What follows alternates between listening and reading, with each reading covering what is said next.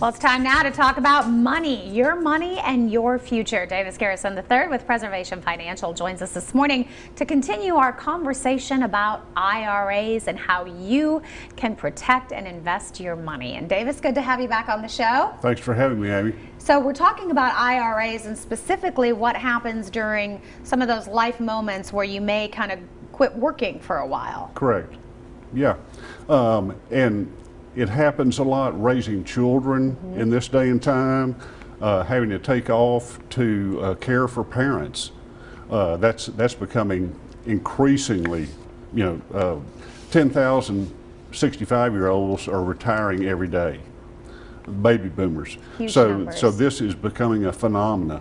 But there are rules that allow you to continue contributing to an IRA, even though you're taking off to raise children, like you say, to care for parents, that type of thing.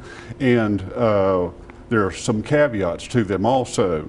But if you are married, you may be able to make a contribution to an IRA, even though you are not working. You can do a spousal IRA contribution. The caveats that I mentioned are, number one, you have to file a joint tax return for 2019. Okay. You must also be married by December 31st, 2019.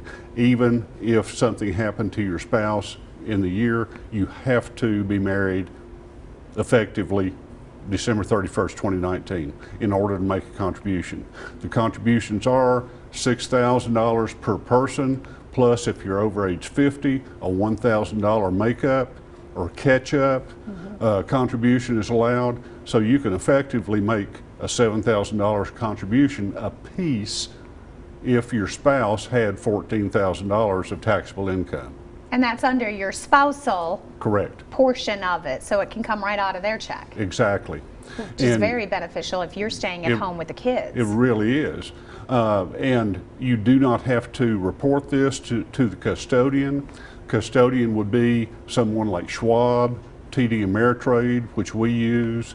That's the custodian, but you do not have to even report that. The IRS doesn't require it.